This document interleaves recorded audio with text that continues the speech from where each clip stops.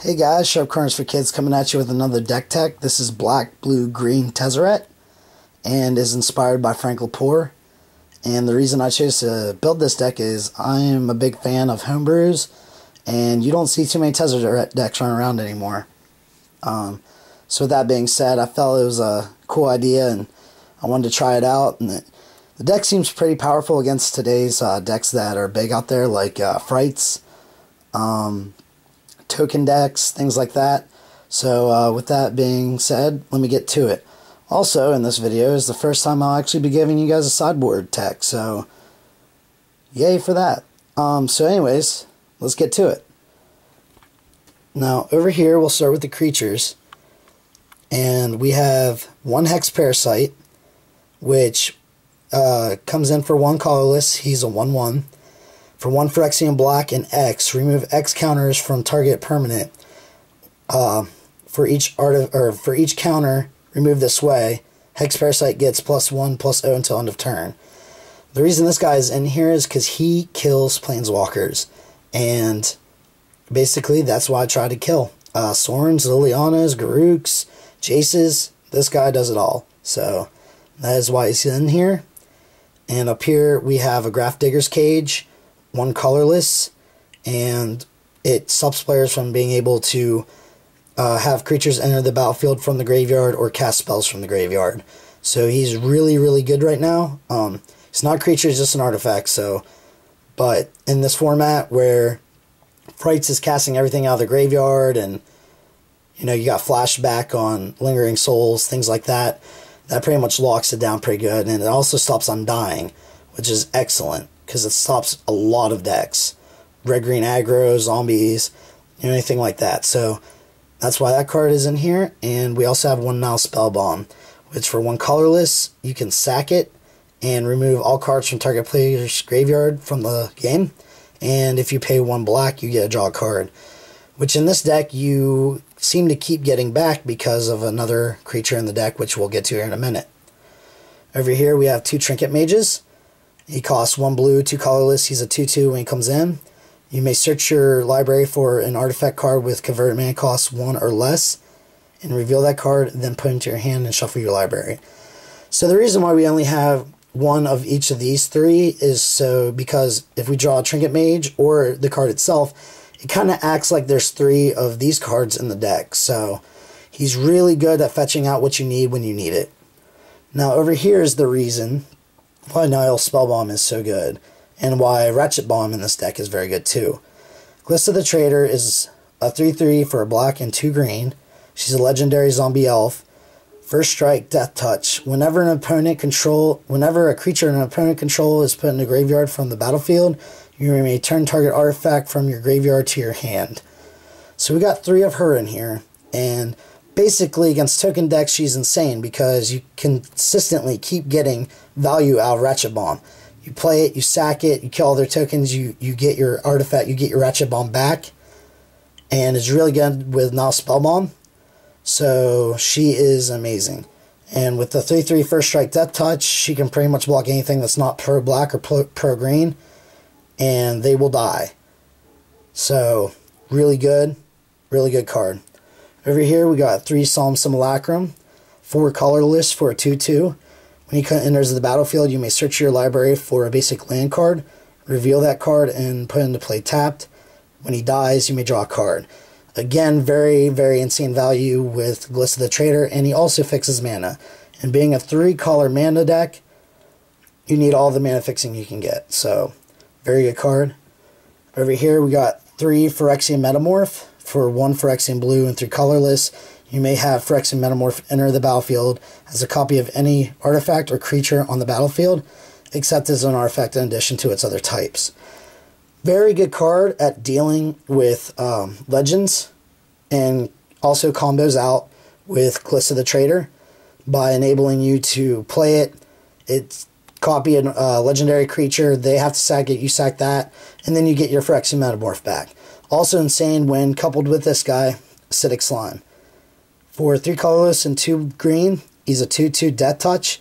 Whenever he enters the battlefield, you may destroy target artifact or enchantment or land. So coupled with this and that, depending on if they have any artifact creatures in play or anything like that, you know, you can grab artifacts out of your graveyard with Glissa again. So moving on here, we have the finale of 2 Wormcoil engines. One is a promo, and one is an actual foil Scars Wormcoil engine, which I think was really cool. So we all know what he does. He's a 6 for a 6/6 Death Touch lifelink. If you would be putting a graveyard from play, you may put 3/3 Death Touch and 3/3 lifelinker token into play. So really, really good card. Also, you know, again, buy back with the Glissa. So moving down to just the regular artifacts, we got Sphere of the Suns, which costs 2. It comes into play tapped, and it comes with 3 counters on it from the get-go. You tap, remove a charge counter from it, and you may add 1 mana of any color to your mana pool. So again, with a 3-color deck like this, you want mana fixing, and he also comes back, he comes to life with Tezzeret. So, you know, you keep getting value out of this card even when it's run out of counters. So, and then the Ratchet Bomb. This is the workhorse of the deck.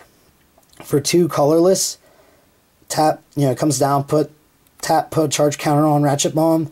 Then you can tap, sack it, and destroy all non-land permanents with a converted mana cost equal to the number of charge counters on Ratchet Bomb. So again, with the tokens, you put it down, you tap, sack it. If you got a Glissa in play, you get your Ratchet Bomb back. So good stuff all around right there.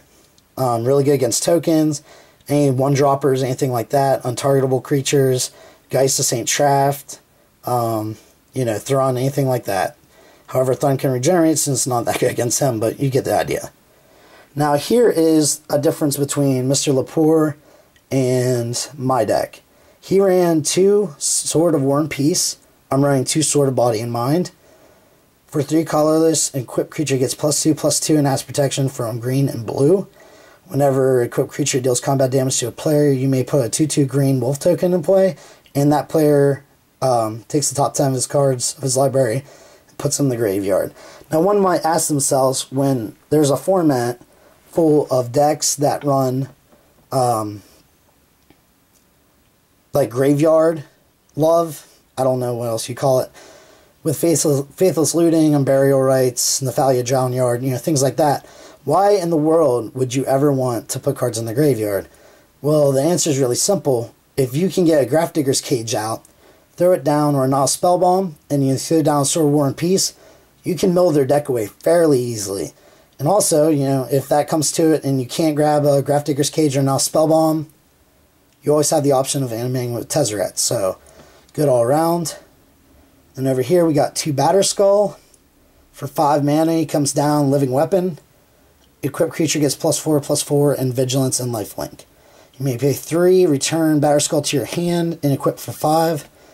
This card is all around, I think is underrated right now. A lot of decks aren't using Batterskull, and it fits just perfectly in a Tezzeret deck. So it all around is a great card to have. I believe it's going for $15 right now, so get them while you can. However, you know, the block, I believe, was it New Phyrexia? Yeah, New Phyrexia. Eventually that block's going to cycle, so might as well get them now and play them while you can. And the only 3 direct kill spells that we have in this deck are 3 Go for the Throat. Now, the reason this card's in here, and I originally had Tragic Slip instead, I found it very difficult and have to plan around using Tragic Slip and killing, you know, creatures like Obliterator and Elesh Norn, creatures like that, where I'd rather just kill them straight up. We'll get to the sideboard here in a minute, but I might make alterations to the sideboard to replace these cards if need be. And over here we got Tezzeret, Agent of Bolas. So he's a Planeswalker. He costs 1 black, 1 blue, 2 colorless. He comes down with 3 loyalty counters on him. And his abilities, +1, look at the top 5 cards of your library. You may reveal an artifact card from among them, and then put 1 into your hand. And put the rest on the bottom of your library in any order. This is +1. His -1 is pretty insane. Target artifact becomes a 5/5 artifact creature, which basically means he can animate swords, Ratchet Bombs, Sphere of the Suns. You know, he can make Hex Parasite a 5/5. So he is why he's in the deck. I mean, Tezzeret is just insane. No one's using him right now. so I decided I was going to. Now his ultimate ability is -4 loyalty. Target player loses X life and you gain X life, where X is twice the number of artifacts you control. So with that being said, and I'll explain to you why that's really important to me right now when we get to the sideboard, but that is very important because of a certain deck I played last time at FNM. You all know Turbo Fog, and you know as well as I do, if you've ever played against Turbo Fog, that you cannot do combat damage to save your life. So with that in mind, that actually gets around that problem, but there's also a card in the sideboard for that deck. So we'll get to the sideboard here in a minute. Now over here we have 2 Garruk. Now you might wonder why we have 2 Garruk in here, because it doesn't really go with artifacts all that well, but he does pump out tokens when you need them. He does shoot down things like Delver, Chandra's Phoenixes, anything like that that would be necessary to kill. And when he flips over, he can create 1/1 Death Touch tokens. He can, sack a creature, search your library for a creature card, Metamorph, Metamorph, the 6 Slime, Wormcoil Engine, Glissa, anything like that. You can search for any of those creatures. And his ultimate may also come in handy towards the end, so we'll see. Now, as far as land go, I'm running 24 land. I'm running 4 Woodland Cemetery, 4 Hinterland Harbor, 4 Darkslick Shore, 2 Evolving Wilds, 5 Forest, 2 Island, and 3 Swamp. Now, one might ask themselves, why am I not running, 4 Underground River or anything like that? The deck's already stretched as it is. I made an alteration to the original list. I added 2 Evolving Wilds, got rid of a Forest and a Island, and I found that it fixes the mana a lot better. So we'll see how that turns out. But the big problem that this deck has is mana fixing, because there's not really anything really cheap. I mean, there is a curve to it all. I mean, we got we got our 2 drops right there. We got some 1 drops, 3 drops, 4 drops, 5, 6. I mean, the ramp's pretty good in it, but it just doesn't seem to get enough out early enough in the game. So hopefully that's where Ratchet Bomb and Trinket Mage, Hex Parasite, Glissa, those cards really come in handy. So with that being said, let's go ahead and move over to the sideboard. Now, the sideboard's not complete by any means as of yet, but I will explain the ones that are in here permanently and the reason why I have them. So here we have an Elixir of Immortality. For 1 colorless, it comes down.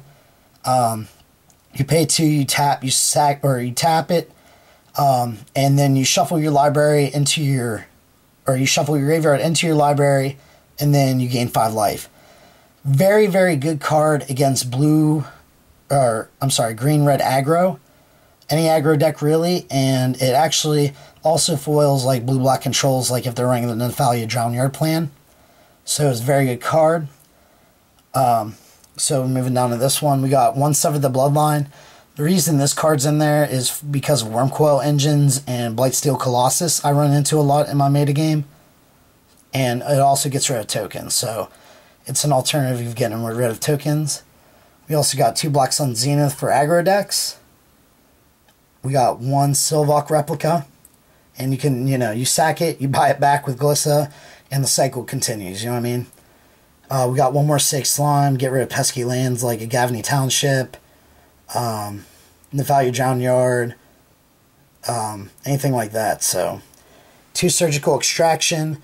The card's really good against, again, graveyard decks, things like that.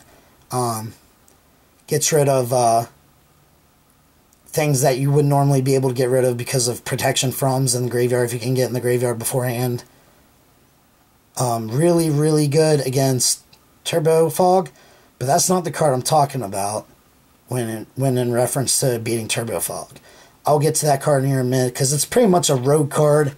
No one thought would maybe see play, but it's definitely going to see some play against Turbo Fog. So moving on down, we got 1 Nile Spellbomb. We already know what that does.